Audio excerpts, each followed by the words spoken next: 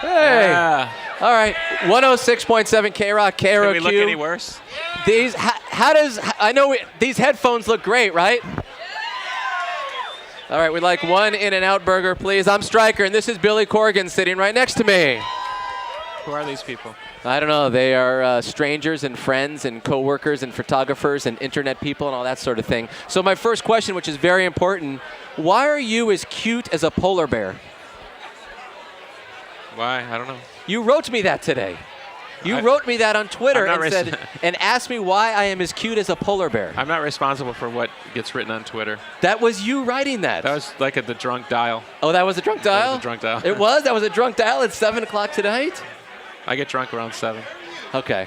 All right. So if you would talk about what it's like coming back to Acoustic Christmas. I know the Pumpkins and yourself have played this show before. Yeah, wow.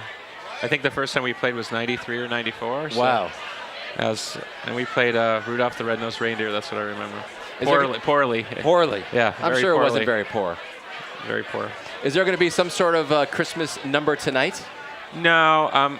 We've been on tour a lot, and we haven't really had time to prepare. And I suppose we should play my Christmas song. It's kind of cool because every year now my Christmas song gets played more and more. Right. Which is cool. It's like, actually have a classic Christmas song, which I never would have anticipated. So maybe we should have worked that one up, but I don't know. These, it's usually a lot of kids at these shows, and yes, it's Christmas, but they just want to rock. So they just want to rock. Yeah, so we just go with that. Do you ever get tired of playing 1979 or Disarm or Tonight Tonight? Does that ever get tiring at all? Yes, it does. And what I do is I don't play them if I don't want to. So I don't ever want to be accused of faking or phoning it in. Mm-hmm. I think I owe it to everybody to not be that type of artist. And so if I don't want to play it, I just don't play it. And I know people get upset with me sometimes, but I think I have to keep myself sane. And people think it like, oh, you don't like that song, or it's not that at all. It's just some of those songs are, they're 17, 18 years old. They're not always like in my brain the way I felt them when I wrote them. I like listening to them, but I don't always like playing them. I need, in order to play, I really need to feel what I'm playing. And, today's one of those songs I can never get tired of playing, but 1979 right now we haven't been playing that much, so it just goes back and forth. But like 1979 is probably one of my favorite songs I've ever written. Wow. So people take it as a negative, but it's not a negative. I'm just trying to be honest. Okay. And now what about the kind of guy you are today compared to those days when you wrote Tonight Tonight or 1979, which was before that? Do you feel like you're a nicer guy, a better guy, a worse guy? You don't even think about that sort of thing? Do you make a conscious effort to be anything at this point? No, I think I'm the same person. Sometimes I tell fans, the same person wrote the song you like also wrote the song you don't like. I'm an artist. I'm always searching. I'm always trying to find something new. And obviously I've grown older and I have different things to talk about. Sometimes people forget the context. When some of those songs were created, you had a whole world that was anticipating what was the next move in alternative world. Right. Now you don't have a world that's anticipating that like they once did. I mean, there's obviously people are anticipating what Mike Hem's doing, but once you get past a certain point, it's not that same level of anticipation. You have to sort of look at it from a different perspective. And when I look at the great artists that I grew up on, the way they do that is they just keep evolving. And who are some of those artists? Bob Dylan, John Lennon, Neil Young, Tom Waits. You just have to keep evolving, and you can never think of yourself as being done with your work. You might come up with the greatest song you ever wrote on the last day of your life. You just have to keep moving forward. I understand why people fall in love with certain times, certain periods, in a very sentimental way. I do the same exact thing. But from the inside, as an artist, you have to just keep moving. You cannot stop and get too sentimental. It's the death of the music. Billy Corgan is right next to me. We're at KROQ, Almost Acoustic Christmas, night number 1. Now, since you have many, newer faces in the band, how is writing songs different for you guys? Or is it the same formula for you personally? It's pretty much the same. I pretty much sort of put the songs together in my own brain. And then we get together and work on them as a unit, and then we communicate a lot. And people have these weird visions of what it's like inside the rehearsal room. It's a ton of communication. It was like that with the old band. It was like that with the new band. We talk a lot. We talk about where something's not working. We go over everything together.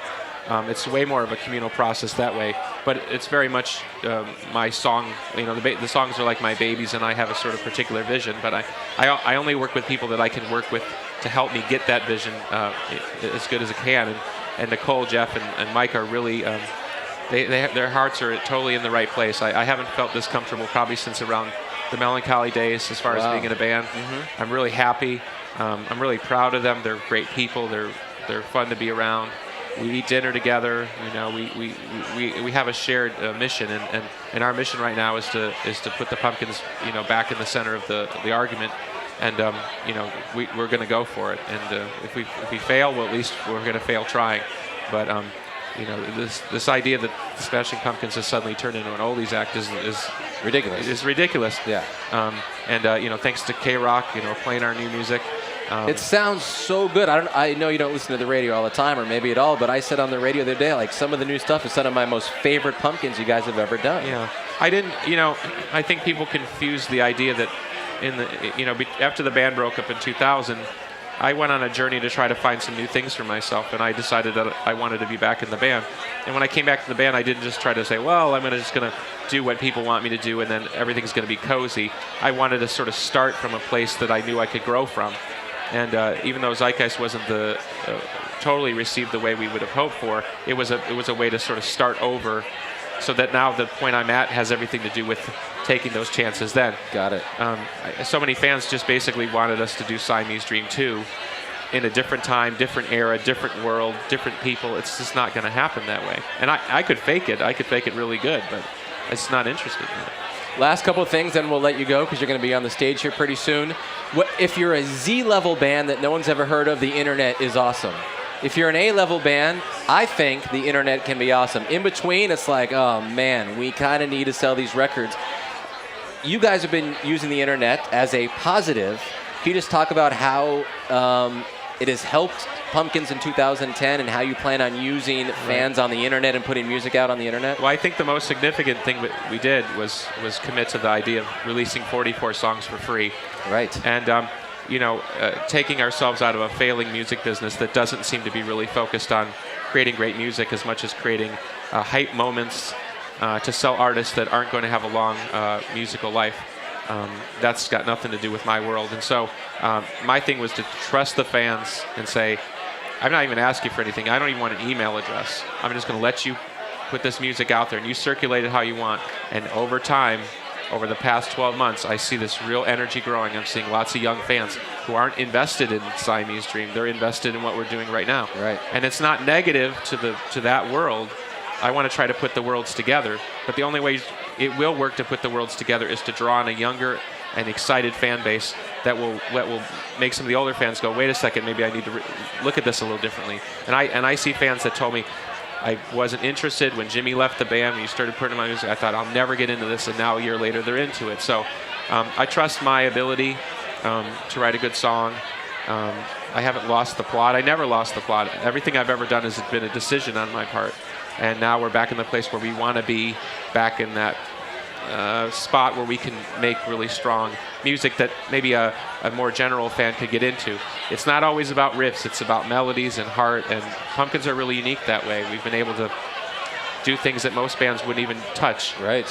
You know, I mean, when we did strings on a song like Disarm in 1993, we took so much crap for it because it was, oh, you guys are overproduced, and now it's, I mean, how many songs have KROQ played since then that have strings and very many. Yeah, that's what I'm saying. And I'm not saying I was the first person to think of it. People were doing it all through the 70s and 80s. When you listen to Tonight, how big and grand that thing sound, if you compare to some of the newer songs that have come out lately, how big and grand those sound, I think there's a little bit of an influence there. I'm flattered. I knew that the band's influence would mean something over time. So I think we're in a great spot. I'm grateful to KROQ, and you know, KROQ has always played the band. And you know, so I'm really happy to be here. It's cool. It's a nice night in my life because, you know, there were days where I didn't think I'd be back in this place, you know. And now you're closing the show, and everyone's so excited to see Smashing Pumpkins tonight at Almost Acoustic Christmas. It's the very last thing. You said something like 2 minutes ago that you and the band go out to eat dinner. Where do you guys go? Whataburger? What? I love Whataburger. It's like a Midwest type, or not Southwest type place, right? That's a lie. Okay, we go to Whataburger. we go to Waffle House. Waffle House. Okay. Do you beat up people like Kid Rock does in those places? No. Okay. We make porn like Scott Stapp does. Oh, you. In Waffle House. Do you ever go to Red Robin? No, but Bob Evans. Yes. There's nothing. That's the best breakfast on the road. Bob Evans #1, Cracker Barrel #2. Okay, I love Cracker Barrel. Can you solve the game at Cracker Barrel? That triangle with the pegs. Only once. You've done it. Yeah, only Damn, once. you're smart, Billy Corgan. No, but I usually get Idiot Ramus. Yes, yeah, Idiot Ramus. Yeah. I'm usually around 4. Okay. So it was a fluke, and it was one of the things like I did it totally on accident. And I was like, and then I couldn't remember how to do it again. All right. Well, thank you very much. Does anyone even know what we're talking about? No. Does anyone know what we're talking about? Well, my mom in the background said yes. All right, this is Billy Corgan. Thank you very much for sitting up here, and thank you very much for playing the show. I appreciate it. It is the world famous KROQ, everybody.